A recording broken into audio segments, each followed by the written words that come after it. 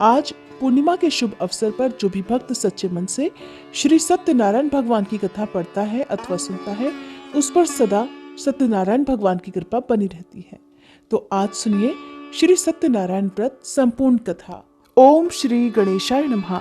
श्री सत्यनारायण व्रत कथा प्रारंभ। पहला अध्याय। एक समय नैमिषारण्य तीर्थ में शौनक आदि सभी ऋषियों और मुनियों ने पुराण शास्त्र के वेत्ता श्री सूत जी महाराज से पूछा, हे महामुने, किस व्रत अथवा तपस्या से मनोवांछित फल प्राप्त होता है, उसे हम सब सुनना चाहते हैं। श्री सूत जी बोले, इसी प्रकार देवर्षि नारद जी के द्वारा भी पूछे जाने पर भगवान श्री कमलापति जी ने उनसे जैसा कहा था, मैं उसे कह रहा हूँ, आप लोग सावधान होकर सुनिए। एक समय योगी नारद जी लोगों के कल्याण की कामना से विविध लोकों में भ्रमण करते हुए पृथ्वी लोक में आए और यहाँ उन्होंने अपने कर्म फल के अनुसार नाना योनियों में उत्पन्न सभी प्राणियों को अनेक प्रकार के क्लेश दुख भोगते हुए देखा तथा किस उपाय से इनके दुखों का सुनिश्चित रूप से नाश हो सकता है, ऐसा मन में विचार करके वे विष्णु लोक को गए। वहां 4 भुजाओं वाले शंख चक्र गदा पद्म और वनमाला से विभूषित शुक्ल वर्ण भगवान श्री नारायण जी के दर्शन कर उन देवाधिदेव की वे स्तुति करने लगे। देवर्षि नारद बोले, हे वाणी और मन से परे स्वरूप वाले, अनंत शक्ति संपन्न, आदि मध्य और अंत से रहित, निर्गुण और सकल कल्याणमय गुणों से संपन्न, भक्तों की पीड़ा नष्ट करने वाले परमात्मन, आपको मेरा नमस्कार है। स्तुति सुनने के पश्चात भगवान श्री हरि ने देवर्षि नारद से कहा, महाभाग, आप किस प्रयोजन से यहाँ आए हैं, आपके मन में क्या है? तब देवर्षि नारद कहने लगे, हे भगवान, पृथ्वी लोक में अपने पाप कर्मों के द्वारा विभिन्न योनियों में उत्पन्न सभी लोग बहुत प्रकार के क्लेशों से दुखी हो रहे हैं। हे प्रभु, किस लघु उपाय से उनके कष्टों का निवारण हो सकेगा? यदि आपकी कृपा मेरे ऊपर हो तो वह सब मैं सुनना चाहता हूँ। आप कृपा पूर्वक ये सब मुझे बताएं। तब श्री भगवान ने कहा, हे वत्स, संसार के ऊपर अनुग्रह करने की इच्छा से आपने बहुत अच्छी बात पूछी है। जिस व्रत के करने से प्राणी मोह से मुक्त हो जाता है, उसे मैं आपको बताता हूँ, सुनिए। हे वत्स, स्वर्ग और पृथ्वी लोक में दुर्लभ भगवान सत्यनारायण का एक महान व्रत है। आपके स्नेह के कारण इस समय मैं उसे कह रहा हूँ। अच्छी प्रकार विधि विधान से भगवान सत्यनारायण जी का व्रत करके मनुष्य शीघ्र ही सुख प्राप्त कर परलोक में मोक्ष प्राप्त कर सकता है। भगवान की ऐसी वाणी सुनकर देवर्षि नारद कहने लगे, हे प्रभु, इस व्रत को करने का फल क्या है? इसका विधान क्या है? इस व्रत को किसने किया और इसे कब करना चाहिए, ये सब भी विस्तार पूर्वक बतलाइए। तब भगवान श्री हरि कहने लगे, यह श्री सत्यनारायण जी व्रत दुख शोक आदि का शमन करने वाला, धन धान्य की वृद्धि करने वाला, सौभाग्य और संतान देने वाला तथा सर्वत्र विजय प्रदान करने वाला है। जिस किसी भी दिन भक्ति और श्रद्धा से समन्वित होकर मनुष्य ब्राह्मणों और बंधु बांधवों के साथ धर्म में तत्पर होकर सायंकाल में भगवान श्री सत्यनारायण जी की पूजा करे, नैवेद्य के रूप में उत्तम कोटि के भोजनी पदार्थों को सवाया मात्रा में भक्ति पूर्वक अर्पित करना चाहिए। केले के फल, घी, दूध, गेहूं का चूर्ण अथवा गेहूं के चूर्ण के अभाव में साठी का चूर्ण, शक्कर या गुड़, ये सब योग्य सामग्री सवाया मात्रा में एकत्रित कर निवेदित करनी चाहिए। बंधु बांधवों के साथ श्री सत्यनारायण भगवान जी की कथा सुनकर ब्राह्मणों को भोजन कराना चाहिए। भक्ति पूर्वक प्रसाद ग्रहण करके नृत्य गीत आदि का आयोजन करना चाहिए। इसके पश्चात भगवान सत्यनारायण का स्मरण करते हुए अपने घर को जाना चाहिए। ऐसा करने से मनुष्यों की मनोकामना अवश्य पूर्ण होती है। विशेष रूप से कलयुग में पृथ्वी लोक पर यह सबसे छोटा और सरल उपाय है। दूसरा अध्याय। श्री सूत जी ने कहा, हे ऋषियों, जिन्होंने पहले समय में इस व्रत को किया है उसका इतिहास भी बताता हूँ, आप सब ध्यान पूर्वक सुने। सुंदर काशीपुरी नगरी में एक अत्यंत निर्धन ब्राह्मण रहता था। वह ब्राह्मण भूख और प्यास से बेचैन होकर पृथ्वी पर घूमता रहता था।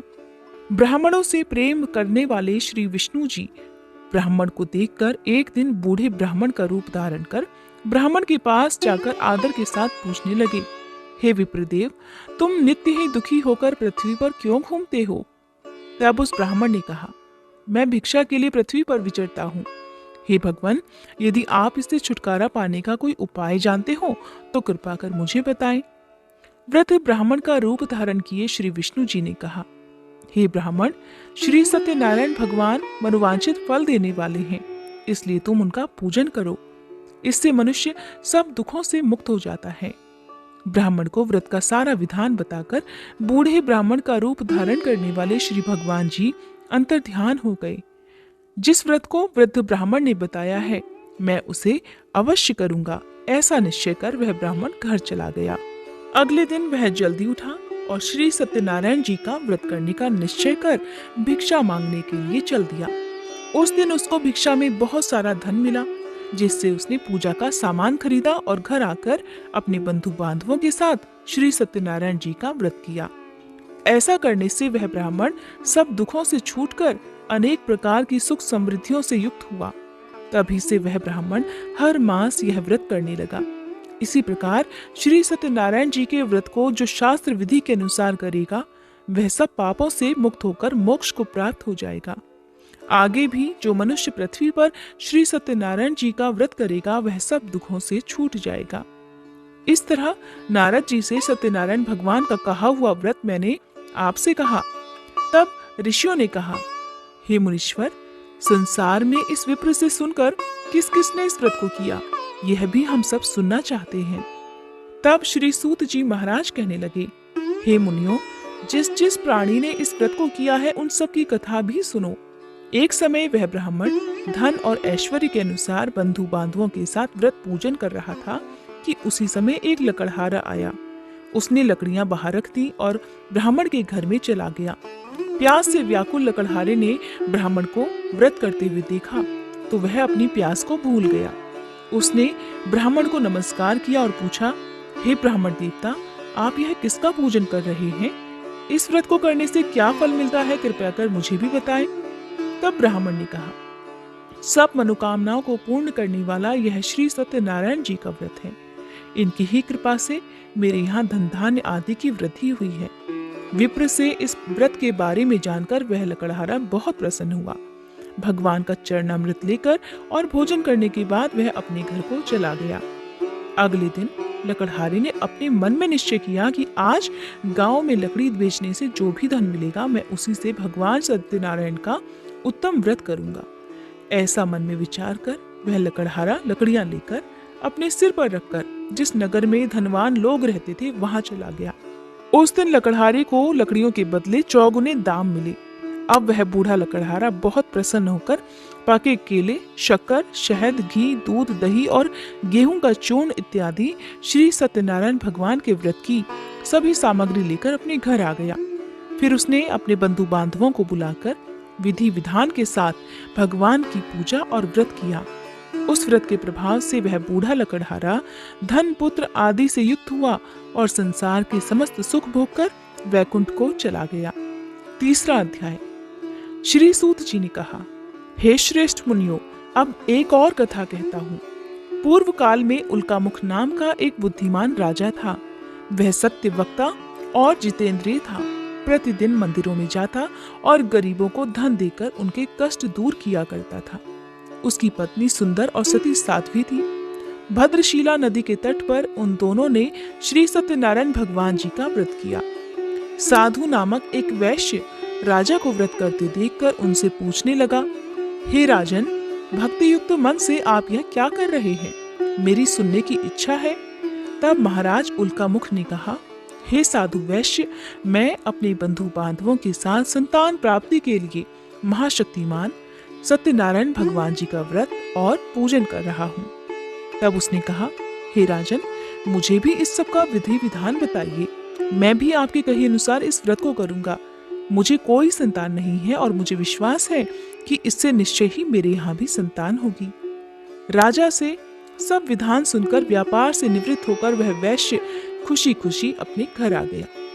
वैश्य ने अपनी पत्नी लीलावती से संतान देने वाले उस व्रत का समाचार सुनाया और निश्चय किया कि जब हमारे यहाँ संतान होगी तब मैं भी इस व्रत को करूंगा।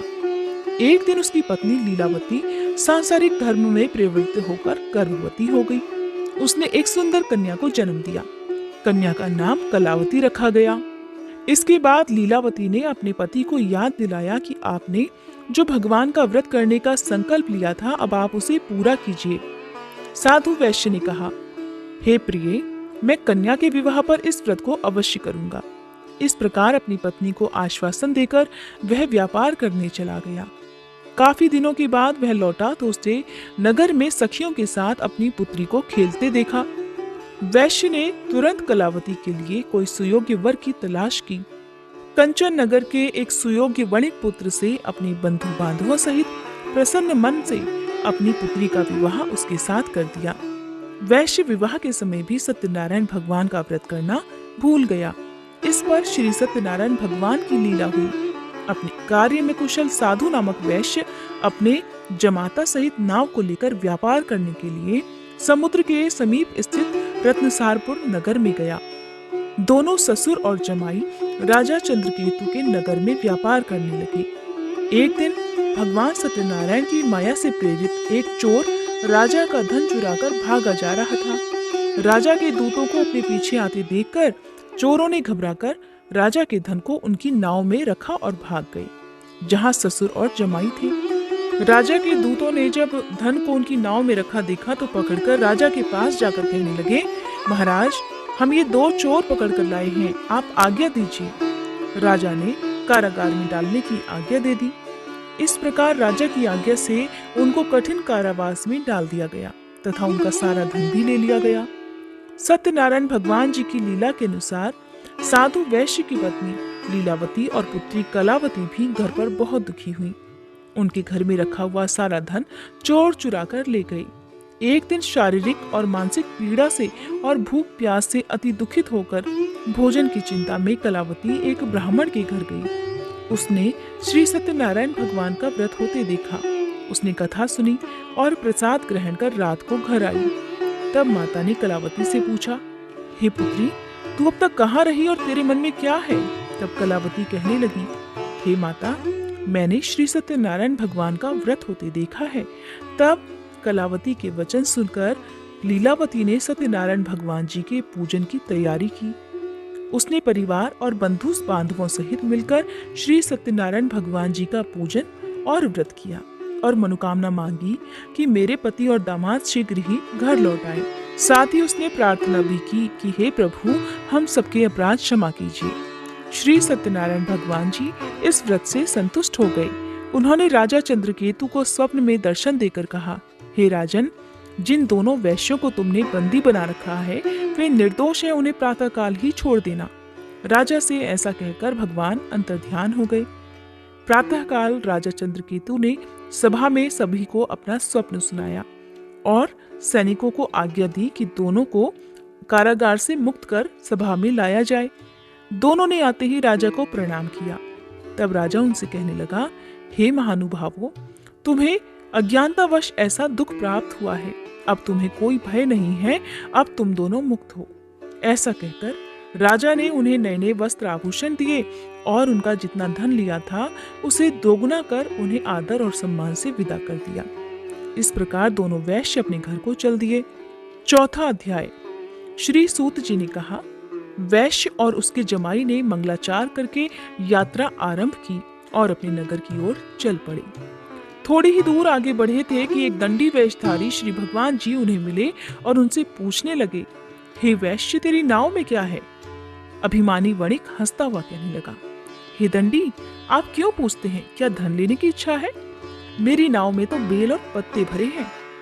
वैश्य के कठोर वचन सुनकर दंडी रूप में भगवान ने कहा, तुम्हारा वचन सत्य हो। ऐसा कहकर वे वहां से कुछ दूर जाकर समुद्र के किनारे बैठ गए। दंडी महाराज के जाने के पश्चात वैश्य ने नित्य क्रिया से निवृत्त होने के बाद जब नाव को ऊंची उठी देखा तो बड़ी हैरानी हुई और नाव में बेलपत्ते आदि देखकर मूर्छित होकर जमीन पर गिर पड़ा। होश आने पर अत्यंत शोक प्रकट करने लगा। तब उसके जमाई ने कहा, पिताजी, आप शोक न करें, यह दंडी महाराज का ही श्राप है, अतः उनकी शरण में ही हमें चलना चाहिए, तभी हमारी मनोकामना पूरी हो सकेगी।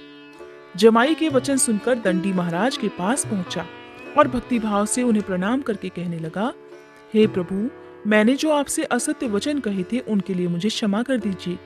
ऐसा कहकर वैश्य रोने लगा। तब दंडी भगवान बोले, हे वणिक पुत्र, मेरी आज्ञा से ही तुझे बार बार दुख प्राप्त हुआ है, क्योंकि तू मेरी पूजा से विमुख हुआ है। तब उसने कहा, हे भगवान, आपकी माया से ब्रह्मादि देवता भी आपके रूप को नहीं जान पाते, तब मैं अज्ञानी भला कैसे जान सकता हूँ? आप प्रसन्न होइए, मैं अपनी सामर्थ्य के अनुसार आपकी पूजा करूंगा। कृपया मेरी रक्षा कीजिए और पहले के समान मेरी नौका को धन से भर दीजिए। उसके इस प्रकार भक्ति युक्त वचन सुनकर सत्यनारायण भगवान प्रसन्न हो गए और उसकी इच्छा अनुसार वरदान देकर अंतर्ध्यान हो गए। तब ससुर और जमाई दोनों ने नाव पर आकर देखा कि नाव तो धन से भरी हुई थी। फिर वह भगवान सत्यनारायण जी का पूजन कर अपने जमाई सहित अपने नगर की ओर चल पड़ा। जब वह अपने नगर के निकट पहुंचा, तब उसने एक दूत को अपने घर भेज दिया। दूत ने वैश्य के घर जाकर उसकी पत्नी को नमस्कार किया और कहने लगा, आपके पति अपने दामाद सहित इस नगर के समीप आ गए हैं। लीलावती और उसकी कन्या कलावती उस समय भगवान का पूजन कर रही थी। दूत का वचन सुनकर साधु की पत्नी ने बड़े हर्ष के साथ सत्यदेव का पूजन पूर्ण किया और अपनी पुत्री से कहने लगी, मैं अपने पति के दर्शन को जाती हूँ, तू भी पूजा समाप्त कर शीघ्र आ जाना। परंतु कलावती पूजन और प्रसाद छोड़कर जल्दी जल्दी अपने पति के दर्शन करने के लिए चली गई, परंतु उसको पति के दर्शन प्राप्त ही नहीं हुए। नौका को डूबा हुआ और कन्या को रोती हुई देखकर वैश्य दुखी होकर कहने लगा, हे प्रभु, मुझसे या मेरे परिवार से जो भूल हुई है उसे क्षमा कीजिए। इस प्रकार वह रोने लगा।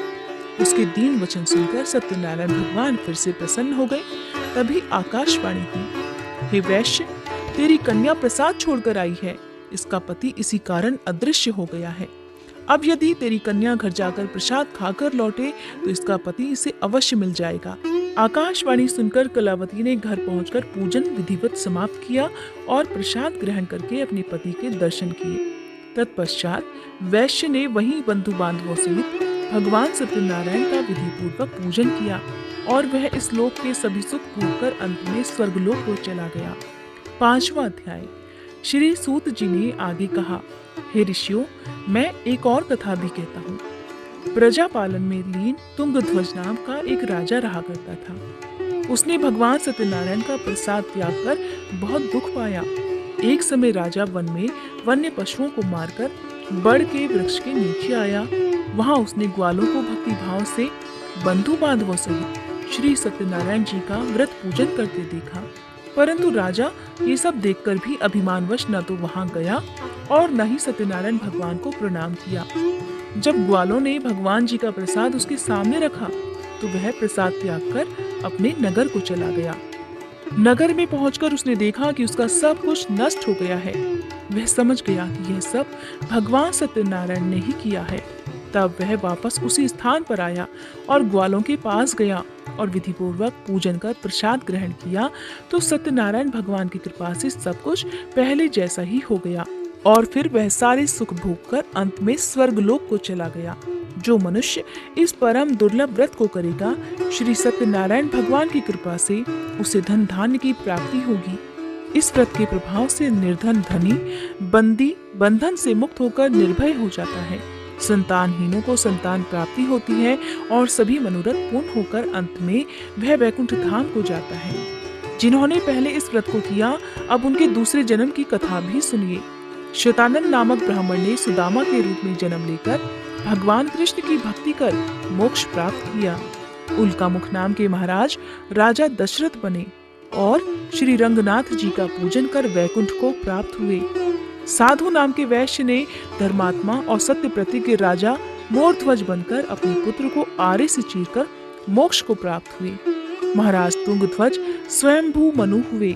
उन्होंने बहुत से लोगों को भगवान की भक्ति में लीन कर मोक्ष प्राप्त किया और वह लकड़हारा भील अपने अगले जन्म में गुह नामक निषाद राजा हुआ, जिसने भगवान श्री राम के चरणों की सेवा कर मोक्ष प्राप्त किया। कथा समाप्त। प्रेम से बोलिए श्री सत्यनारायण भगवान की जय।